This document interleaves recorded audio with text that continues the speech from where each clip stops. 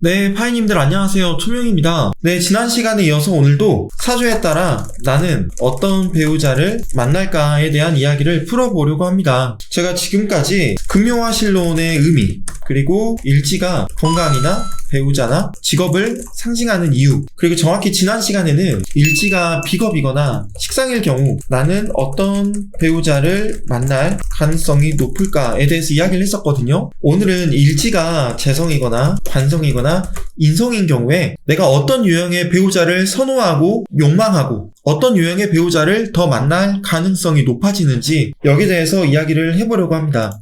쪼꼬명님. 일단 일지가요, 배우자궁이기도 하고요, 직업궁이기도 하고 건강궁이기도 합니다. 왜 배우자궁이 되는지에 대해서는 지난 시간에 이야기했기 때문에 바로 그냥 본론으로 들어가 볼게요. 자, 먼저 일지가 재성이다 라고 한다면 나는 어떤 배우자를 만나려고 할 가능성이 높을까요? 이건 연애를 할 때도 이런 사람과 연애하고 싶다라는 욕망이 담겨있다라고 보셔도 됩니다. 재성을 편재하고요, 정재로 나눌 수 있어요. 편재는 일간이 극하는 기운이죠. 그런데 일간하고 음양이 같아야 되고요, 정재는 역시 일간이 극하는 기운인데 일간하고 음양이 다르죠. 이런 차이가 있습니다. 일지가 정재, 편재, 재성인 일주들은 총 몇 개일까요? 제가 이미지를 가지고 왔는데요, 그림이 좀 작을 수도 있습니다. 일지가 재성인 일주들은 총 12개입니다. 갑진, 갑술, 을미, 을축, 병신, 정유, 무자, 기해, 경인, 신묘, 이모, 계사인데요. 여기에 보면 일귀, 옛날부터 귀한 일주다라고 한 게 지금 2개가 들어가 있죠. 정유일주하고 계사일주네요. 일단 재성이 뭘 의미할까요? 자화활동을 의미하기도 하고 네트워크를 의미하기도 하는데요, 자원을 활용하는 능력이다라는 부분에 초점을 좀 맞추면 좋을 것 같습니다. 이 재화의 관점에서 배우자궁에 재성이 있다라는 게 어떤 의미냐면요, 경제적 관점에서 함께 노동을 하고 그리고 공동체적 생활을 꾸려가는 존재, 이런 존재로 내가 배우자를 바라본다 라는 뜻이거든요. 그러니까 일지가 재성이라고 한다면 내 배우자를 어떻게 보냐면요, 가족 공동체, 이거를 생산적으로 유지하는 파트너십의 관점에서 생각을 한다는 거예요. 그래서 다르게 보면 부부 사이에 역할이 정말로 중요해지는 겁니다. 예를 들면 맞벌이 부부가 있습니다. 그러면 대부분이 부부가 둘 다 일을 하면서 경제 공동체로 살아가죠. 근데 맞벌이 부부가 아닌 경우에 만약에 남편이 직장 생활을 한다, 그렇게 하면서 경제적인 부분에 있어서 생계를 담당하고 있다, 책임지고 있다라고 한다면 아내 같은 경우는 육아도 하고 살림을 도맡는 경우에요, 일지가 재성이라고 한다면 누가 바깥에서 돈을 얼마나 벌어오냐 이거랑 상관없습니다. 그냥 서로의 역할을 동등한 노동의 환경에서 존중할 가능성이 높다라는 뜻이거든요. 그러니까 직장에 나가서 돈을 버는 것도 노동이고요, 집에서 내가 살림을 하고 자녀를 돌보고 청소를 하고 설거지를 하고 마트에 가서 장을 보고 요리를 하고 이렇게 집안일을 해나가는 것도 전부 다 동일한 관점으로 바라본다라는 뜻입니다. 그래서 이런 경우에는 부부가 만약에 한 사람이 경기 침체가 터진다거나 또 코로나 때도 좀 어려웠기 때문에 실직하신 분들도 좀 계셨을 거 아니에요. 회사 상황에 따라서 실직을 하거나 퇴사를 하게 된다. 그러면 어떻게 되냐, 또는 출산 후에 내가 아이를 돌보기 위해 가정에 전념하게 된다 라면 어떻게 될까요? 만약에 상대방이 있어요. 남녀를 떠나서 근데 상대방이 자녀를 양육하거나 또는 돌보거나 또는 가사 노동을 하는데 이런 거를 다른 배우자가 정당한 노동으로 인정을 하지 않잖아요. 그리고 경제적으로 기여하는 게 없다라고 낮춰서 보잖아요. 그러면 이때가 관계에 균열이 생깁니다. 가장 위험해요. 그러니까 일지에 재성이 있는 사람은 배우자를 제가 경제적인 파트너, 그러니까 함께 생계를 꾸려나가는 존재로 인식하려는 경향이 있다고 했잖아요. 그래서 상대가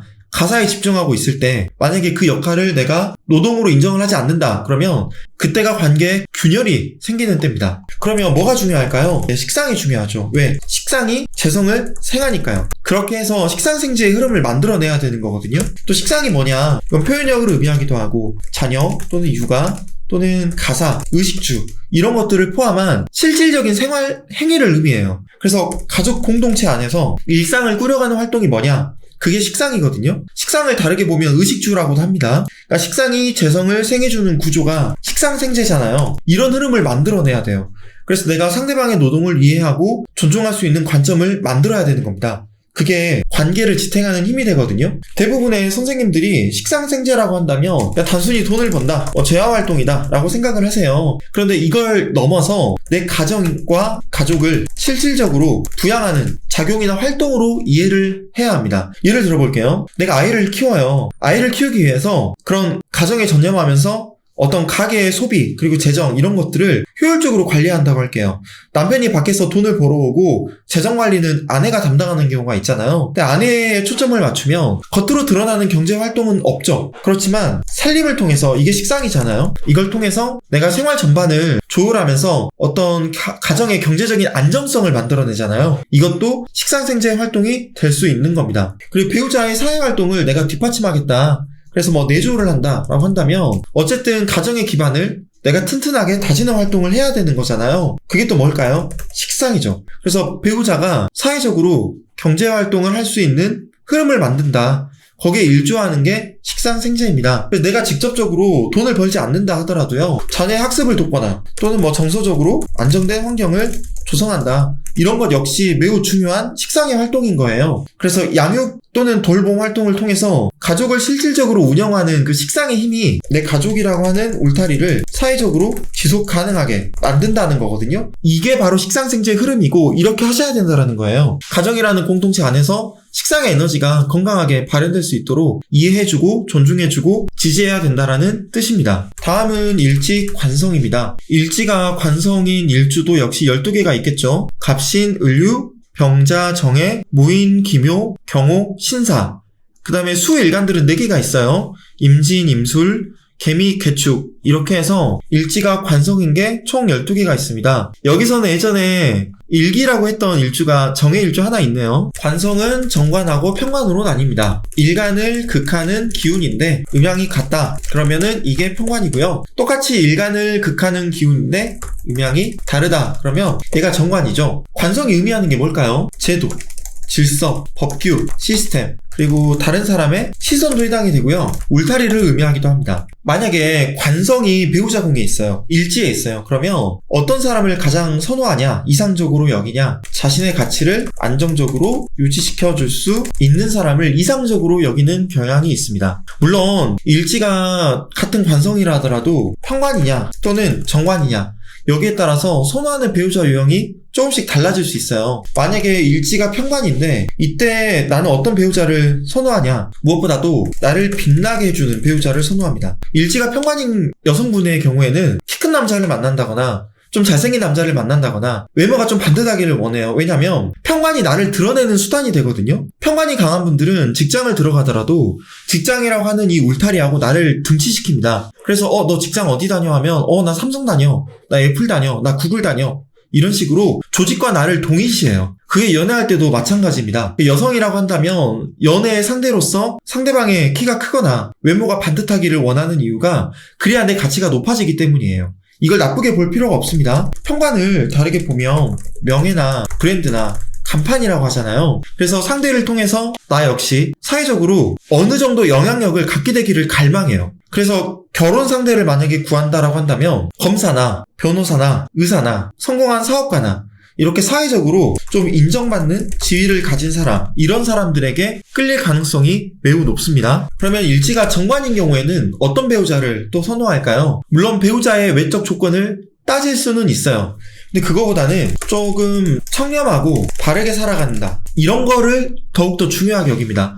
그러니까 사회적 지위보다는 내가 맡은 일에 자부심을 갖고 사회의 구성원으로서 공익적인 가치를 수호하는 사람, 또는 옳지 않은 일을 절대 하지 않으려고 하는 사람, 이런 사람에게 신뢰감을 크게 가져요. 지금은 시대가 좀 바뀌었지만 만약에 배우자가 교사예요. 그런데 촌지, 뒷돈을 받는다, 그러면 용납하지 않습니다. 그리고 검사다, 근데 검사가 스폰서를 둔다, 스폰을 받는다, 이런 것도 배우자가 용납하질 않아요. 이건 신뢰감이 깨지는 거예요. 일단 정리를 좀 하면 평관이든 또는 정관이든 관성이 일지에 있으면 둘 다 공통적으로는 안정된 환경이 형성이 되어야 서로에게 편안함을 좀 느끼는 경향이 있거든요. 만약에 이런 관성의 기운이 좀 부정적으로 흐른다 그러면 상대방을 나의 테두리에 좀 가두려고 하는 경향이 생길 수 있어요. 일지가 평관인 부모면 자녀를 좀 강압적으로 키울 수 있습니다. 어쨌든 평관이든 정관이든 그 기운이 너무 과다해지면요, 이게 약간 억압이나 폭력이나 또는 극단적인 스트레스 노출될 수 있어요, 이런 거에. 근데 명리학은 양면의 기운이에요. 내가 극단적인 스트레스에 노출될 수도 있지만 또는 반대로 내 가족 구성원들에게 극단적인 스트레스를 행사하는 사람이 될 수도 있습니다. 이걸 다르게 보면 한쪽이 다른 쪽을 지배하거나 또는 억압하려고 하는 그런 주종적 관계로 흐를 위험이 있다라는 뜻이거든요. 그래서 이런 부정적인 부분을 내가 좀 덜어내려면 어떻게 하겠어요? 당연히 인성이 필요하죠. 무슨 얘기냐? 관인상생의 흐름을 만들어야 한다라는 뜻입니다. 관성의 기운이 인성을 향하고요. 인성이 다시 일간을 생하는 게 관인상생의 흐름입니다. 그러면 관성이 뜻하는 연인이나 배우자의 역할, 책임 이런 것들이 인성으로 흐른다는 게 뭐냐면요. 이해나 배려 그리고 신뢰로 이어져야 된다는 뜻이에요. 이 두 개가 조화를 이루어야 한다는 뜻입니다. 예를 들어서 한쪽이 학교나 회사 일, 직업적인 부분 때문에 너무 바빠져서 연애를 할 때 연락을 잘 못하는 거예요. 상대방은 어떤 태도를 보여야 할까요? 요새 왜 이렇게 연락을 안 하냐? 나에 대한 사랑이 식은 거 아니냐라고 불만을 표출하거나 서운해하기보다는 요새 너무 바쁘지? 몸은 괜찮아? 밥은 잘 챙겨 먹고 다니지? 이런 식으로 좀 다정하게 먼저 챙기는 말을 꺼내는 게 좋아요. 이게 간섭을 하면 좋지 않습니다. 신뢰를 또는 공감을 통해서 서로의 관계를 유연하게 지켜나가는 게 정말 중요해요. 그리고 관계를 지속하고 있을 때요. 서로가 원칙을 만들고 그걸 일관되게 지키는 게 좋다. 지켜야 한다. 라고 말씀드리고 싶습니다. 예를 들면 서로 연애를 하는데요. 그런 분들 있죠. 난 대학교 때부터 친했던 여자 사람 친구들이 많아. 그래서 이번에 연락 왔는데 좀 만나려고 해. 라고 애인에게 말할 수 있잖아요. 근데 상대방이 그걸 싫어한다면 하면 안 되겠죠. 서로 연애 중일 때는 다른 이성 친구와 단둘이 밥을 먹지 않는다라고 기준을 만약에 세웠다면 그 룰을 함께 정하고 함께 지키기로 했다면 이거를 통제나 간섭으로 여기면 안 된다는 거예요. 그러니까 이런 원칙들, 이게 관성인 거죠. 이것 때문에 관계가 서로 좀 더욱 안정적으로 유지될 수 있다. 어떻게 한다면 이런 룰들을 서로 합의하고 지키기로 했다면 이게 뭐예요? 인성이잖아요. 더욱 안정적으로 제도나 가치가 유지되는 게. 그래서 관인상생으로 이어지게 하는 방법을 제가 말씀드리는 거예요. 관인상생의 흐름을 만든다면 이건 연인이나 부부관계에서 일단 상대를 통제한다 또는 억압한다 이게 아닙니다. 서로를 지지한다 또는 존중한다 이런 모습으로 나타나야 한다라는 거거든요. 그래서 원칙을 일단 서로 세우고요. 그걸 지키고 신뢰하고요. 인성을 통해서 어떤 관성이 가진 부정적인 면들을 승화해 나간다 라는 뜻이에요. 이렇게만 하면 건강한 관계가 잘 유지될 수 있습니다. 네, 마지막으로 일지인성이네요. 일지인성 역시 12개가 있습니다. 이미지가 잘못됐네. 제가 이미지를 지금 찾아야 되는데 따로 정리를 안 해서 그냥 넘어갈게요. 인성 같은 경우는 편인하고요. 정인으로 나뉘죠. 일간을 생하는 기운인데 일간과 음양이 같다. 그러면 편인이고요. 정인은 똑같이 일간을 생하는 기운인데 일간과 음양이 다르다. 그러면 정인이 되겠죠. 인성이 의미하는 게 뭘까요? 인내력, 지속력, 통찰력, 그리고 본질을 탐구하는 힘입니다. 본질을 파들어가는 힘이에요. 육친으로 보면 인성이 모성 그리고 어머니를 의미하죠. 이걸 사회적으로 확장하면 멘토나 스승이나 윗사람을 의미하기도 합니다. 학교라면 선배를 의미하기도 하고요. 근데 이런 인성이 만약에 배우자 궁에 있다. 그러면 어떤 사람을 내가 선호하냐? 엄마처럼 나를 인정해주고 살뜰히 챙겨주는 사람. 두 번째로는요. 멘토처럼 내가 존경하고 나를 성장시켜 줄 수 있는 사람. 이런 사람을 선호하는 경향이 있어요. 그러니까 일지가 인성이면 마마보이다 이런 게 아니에요. 일지가 인성이라 하더라도 다른 자리에 겁재가 강하면 마마보이가 아닐 가능성이 높아요. 어쨌든 내가 의지하고 기대고 싶은 그런 대상의 의미보다는 나를 존중하고 이해해주며 나를 보호하고 성장시켜 줄 수 있는 관계를 더욱더 선망한다 라고 보시면 되겠습니다. 여기에 더해서 내가 존경할 수 있는 사람을 만나면 가장 좋아요. 최고예요. 물론 그 상대방이 학문적으로나 또는 다른 부분에서나 무척 뛰어나지만 사회적으로 만약에 조금 세상 물정이 어두운 거예요. 그래서 빈틈이 있는 거예요. 내가 존경하는 사람이라 하더라도 그럴 수 있잖아요. 그러면 오히려 재밌는 건데 더 좋은 관계로 이어질 수 있습니다. 뭐냐면 핵심이 이거죠. 그러니까 상대하고 긍정적인 영향을 주고받으면서 나 역시 그 관계를 통해 성장할 수 있는 관계가 되는 게 가장 이상적이라는 뜻이에요. 근데 인성도 아까 관성처럼 부정적인 부분이 있습니다. 어떤 부분이 부정적이냐? 일간을 생해주는 유일한 기운이 인성이에요. 이거는 삶의 근거지를 확보하는 힘입니다. 그래서 극신약한 경우에는 대부분이 용신이 비겁이나 인성이 될 텐데 웬만하면 제가 대학원 석사나 박사까지 가라고 하거든요. 또는 전문 자격증을 취득하거나요. 왜 일간의 힘이 약하다는 건 식상이나 재성이나 관성이 더 강하다는 뜻이잖아요. 그러면 자기의 주체성을 굳게 지키기보다는 어떤 조직에 들어갔을 때도 쉽게 흔들린단 말이에요. 그래서 인성이 필요한 거죠.